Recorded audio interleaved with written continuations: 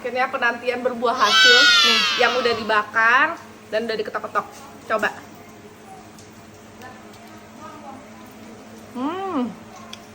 Kepalanya.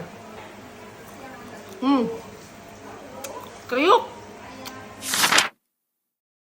Buang kepalanya.